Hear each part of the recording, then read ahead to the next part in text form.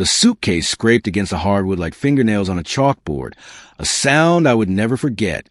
I stood in the doorway of our bedroom, watching my wife Amanda zip her life away from ours with methodical precision. Leo sat by the window, 5 years old, humming that familiar melody he made when the world overwhelmed him. His small fingers tapped against the glass in rhythm. Tap, tap, tap, a percussion only he understood. "Please," I whispered, my voice breaking like old wood. "He's just a child. Amanda. He doesn't understand what's happening." She didn't look at me.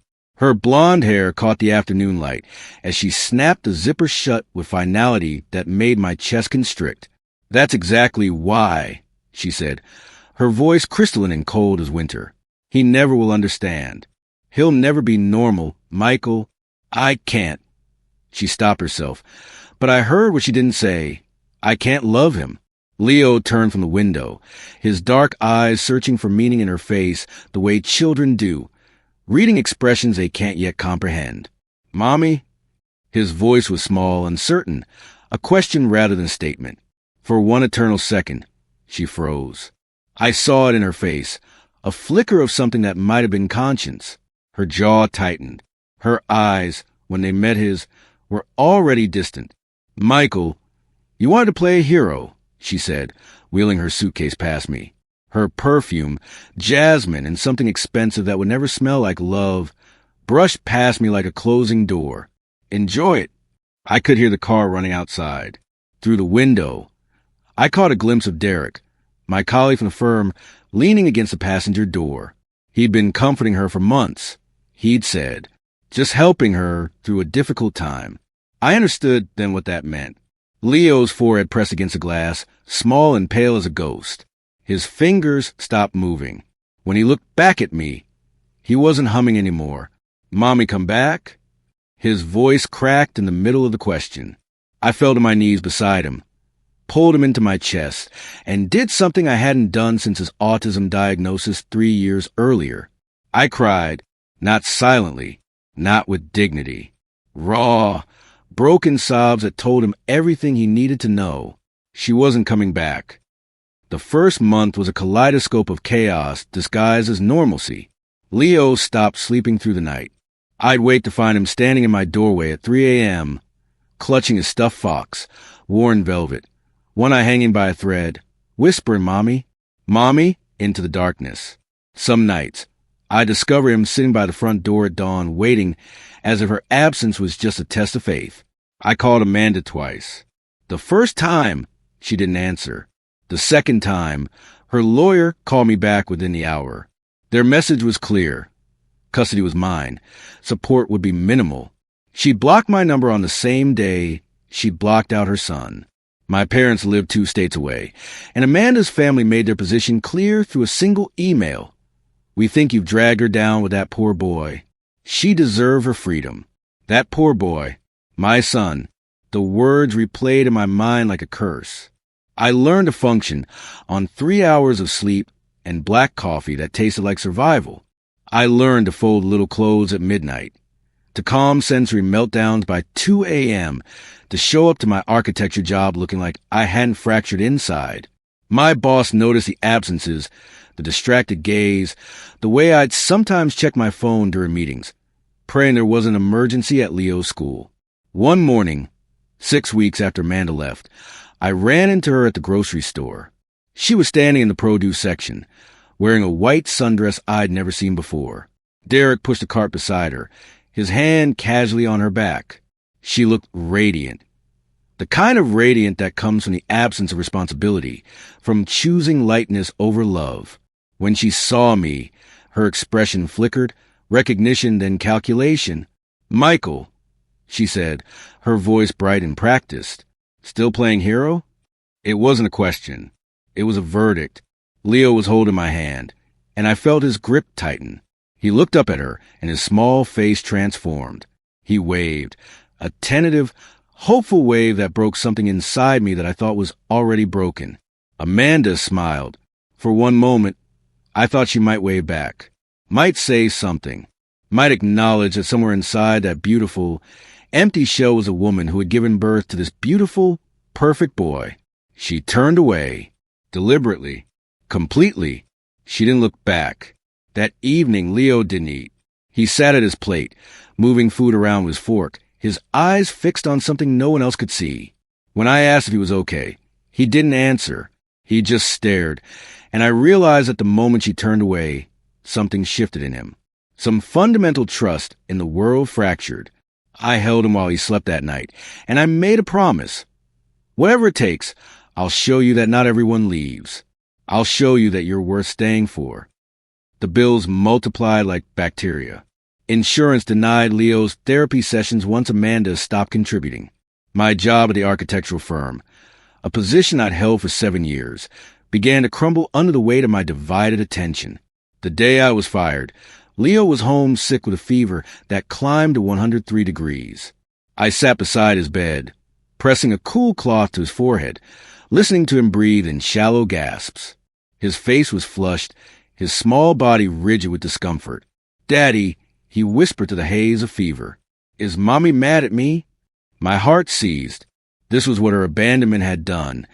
Convinced him that her leaving was somehow his fault, that his existence was a burden. I took his small hand in mine, and I lied. The most important lie I've ever told. "No, buddy, she's not mad at you. She's just broken in a way that has nothing to do with you." He didn't respond.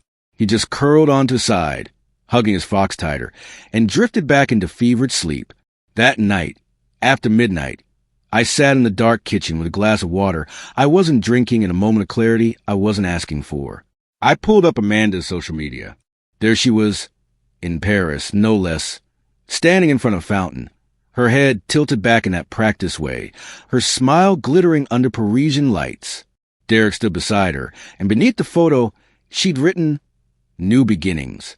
Living my truth, living her truth," as if abandoning her disabled son was a spiritual awakening. Something cracked inside me that night. Not with rage, though God knows I had enough of that. It cracked with resolve. A cold, clear understanding that I couldn't make her love him, but I could do something infinitely more powerful. I could show him that her leaving meant nothing, that he was enough, that brilliance and worth and beauty existed inside him, regardless of her blindness to it. I stopped looking for jobs in my field.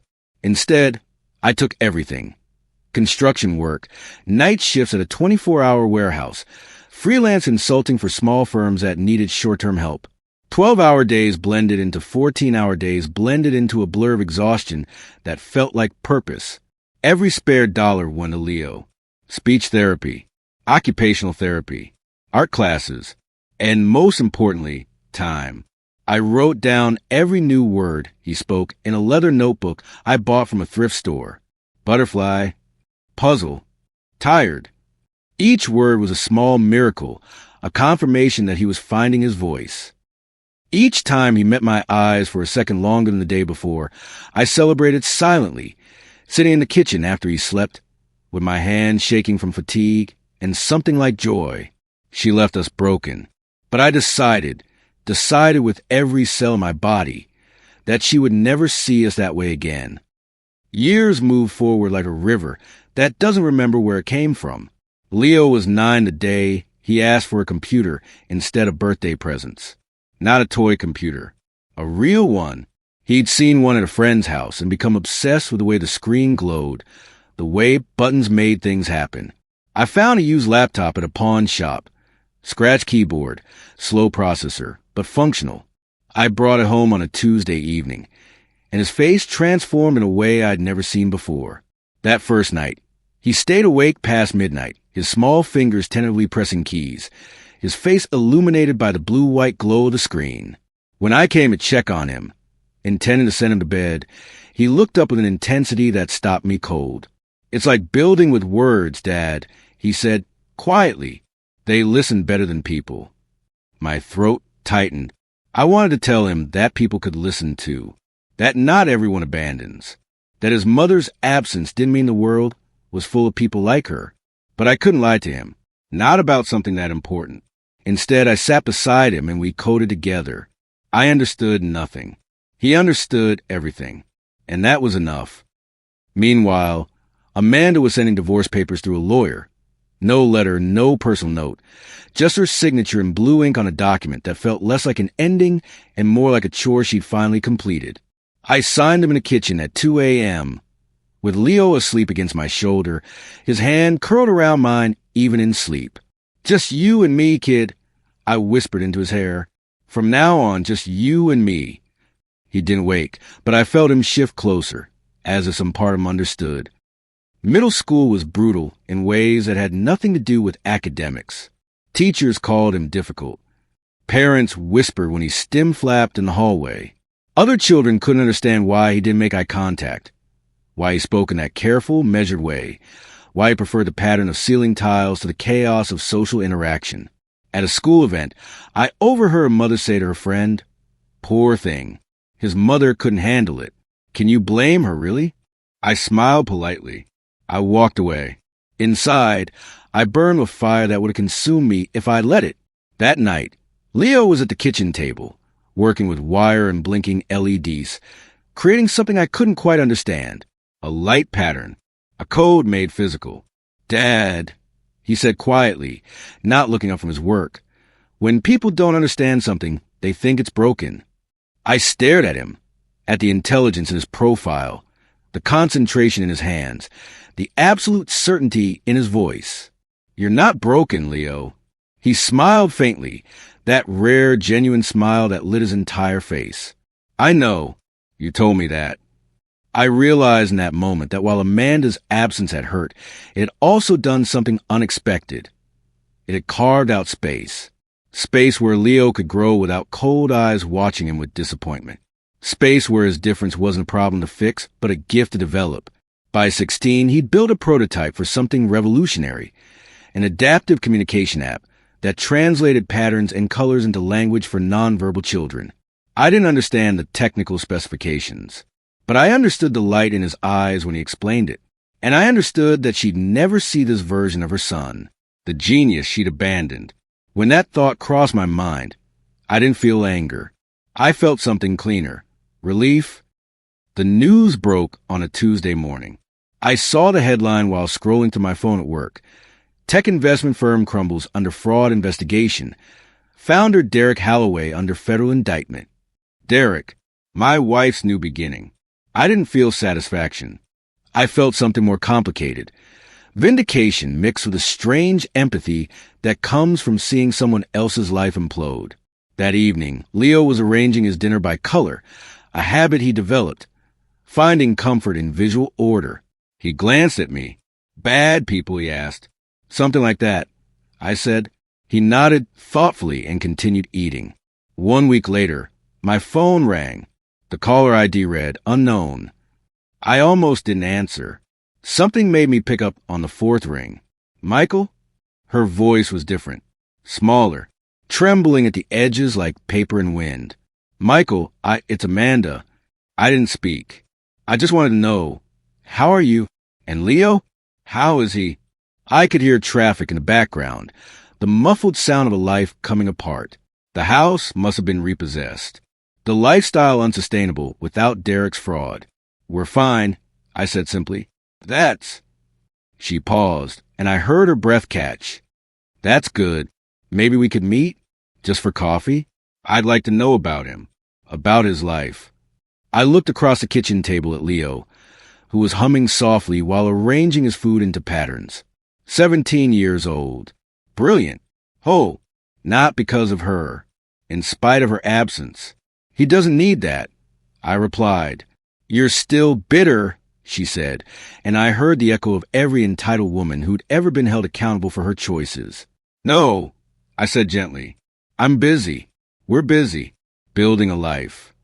When I hung up, Leo smiled faintly, as if he'd understood every word despite hearing only my side of the conversation. "Mommy's sad?" he asked. I touched his shoulder. "Maybe, but that's not our problem anymore." Leo's app gained attention from investors when he was 21, not because he sought it, but because the work spoke for itself. Within 2 years, he'd assembled a small team of developers who understood his vision. They worked out of our garage, which we converted into an office, surrounded by whiteboards covered in code and sticky notes marking breakthrough moments. The world was finally seeing what I'd always known. A quiet genius hiding behind gentle eyes and a neurodivergent mind that saw patterns the neurotypical world missed. Amanda called again when his name started appearing in tech publications. I didn't answer. She left a voicemail. "Michael, I'm proud of him. You should let me talk to him. He deserves to know his mother didn't give up on him." I deleted it without replaying it a second time. The truth was more complicated than she deserved. Leo did remember her. He remembered the car leaving. He remembered the silence after. He remembered the weight of her turning away in the grocery store. But he didn't remember her fondly. She wasn't a loss he grieved. She was a fact of his childhood. Like any other, he'd never asked to call her. He'd never once asked her name without me mentioning it first. When Foxbridge, the name he'd chosen as a homage to the Warren Fox toy that had comforted him through her abandonment, landed its first major contract with a nationwide education nonprofit, Leo looked at me with quiet pride in his eyes. "We did it, Dad," he said. "Not I did it. We did it." I felt something shift inside me. The old anger, the old bitterness. It dissolved into something simpler, purer pride. Uncomplicated pride in a young man who transformed abandonment into art. That night, I took out the pink coffee mug she left behind, the one with the chip at the rim. I'd kept it all these years, a physical reminder of the cold coffee stain of betrayal. I held it, really looked at it for the first time in years, and felt the weight of it differently. I didn't feel anger. I didn't feel bitterness. I felt nothing at all. And that nothing, that absence of pain, felt like the closest thing to peace I'd experienced in 2 decades. Success came in waves, each one larger than the last. Foxbridge's technology transformed special education classrooms across the country. Teachers wrote letters of gratitude. Parents cried when their nonverbal children used Leo's app to communicate for the first time. His face appeared on magazine covers with headlines that made me proud and heartbroken simultaneously. The boy who found his voice in silence. The magazines never mentioned the father who taught him silence was sometimes the loudest statement a person could make. Amanda showed up at our office one morning. I was there. I worked with Leo, handling the business side of things while he focused on innovation. She looked different than she had in the grocery store years ago. Older. The kind of older that comes from time catching up with you. "Michael," she said, her voice careful. "I'd like to see him. Is he here?" I looked at her, really looked at her, and felt almost nothing. That was the most surprising part of it all. "He's at a meeting with investors." I said, "He's very busy." "Of course." She peered past me into the office space. Her eyes landed on the photos on the wall. Leo's graduation, his team photo, a candid shot of him laughing with colleagues. She smiled, but it was a hollow thing. "He looks so much like me," she said. "He doesn't," I replied. "He looks like himself." She flinched. "I was young when I left. I made a mistake. I wasn't ready to be a mother to a child like him. But that doesn't mean I don't care." "Of course you care," I said, and I meant it. "But caring isn't the same as showing up. And he needed you to show up." Her eyes filled with tears. "Michael, I want to make things right. I want to know him. Please." I shook my head. "You can't make right what you walked away from. And he doesn't need you to. That's the thing about building something strong. Once it's built, you don't need the thing you were missing anymore." She left in silence. This time, I didn't watch her go. By 24, Leo had moved Foxbridge into a proper downtown office with floor-to-ceiling windows overlooking the city. The walls were sleek and modern. The furniture chosen by designers who understood his aesthetic needs. But he'd insisted on something else. A corner with soft rugs, cushions, and toys. A sensory space that would remind employees and visitors where this all began. A small boy in a house, surrounded by the echo of abandonment. I watched him during a major team meeting, sitting at the head of a table with quiet authority. His employees listened not out of fear, but out of respect. He had this calm, unshakable presence. The kind of presence that comes from someone who'd learned early on that his value wasn't dependent on anyone's validation of it. Amanda called again, and this time her tone was different. Not desperate. Exactly, but something close. "I've read about you both," she said softly. "Leo is remarkable. I never knew he had this kind of brilliance in him. Maybe I could come by the office? Just a visit? I let the voicemail sit for 3 days before I finally deleted it.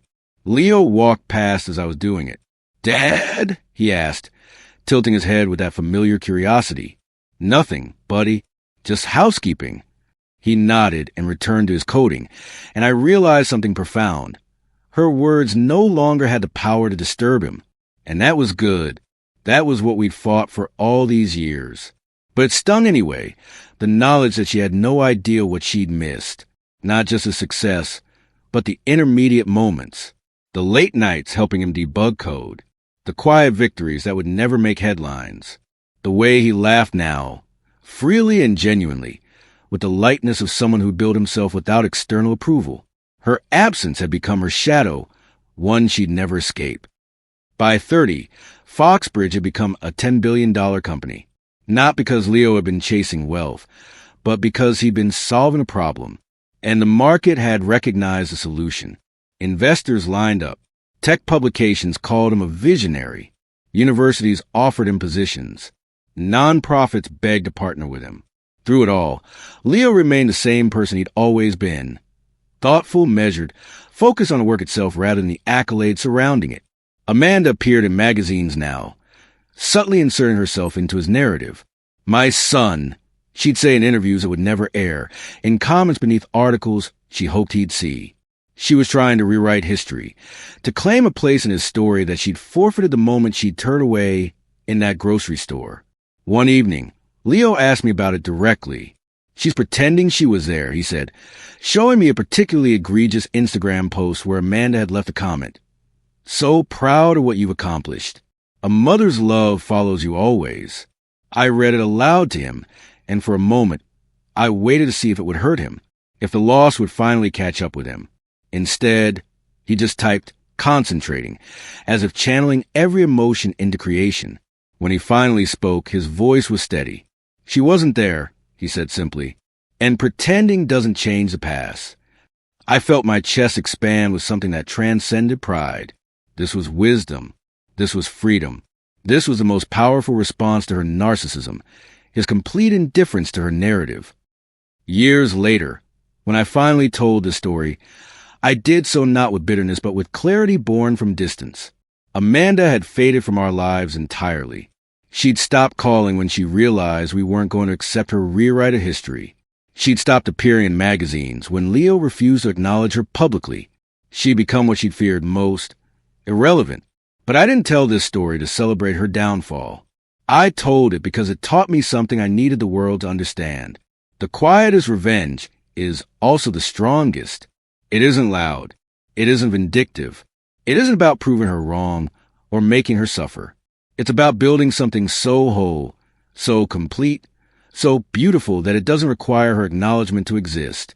Leo turned 35, and Foxbridge launched its flagship program globally.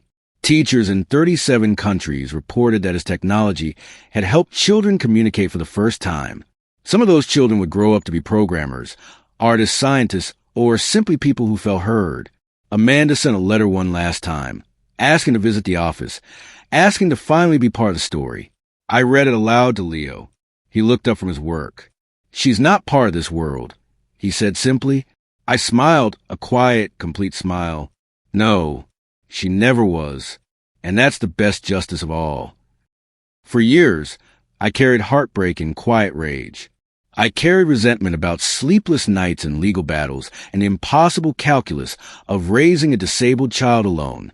But somewhere along the way, that weight had transformed into something lighter, understanding.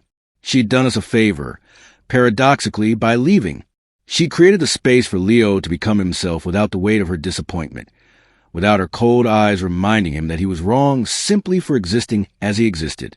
I sat across from him in the sunlight streaming through the windows of his office, watching him tinker with a new prototype, humming softly like he always did.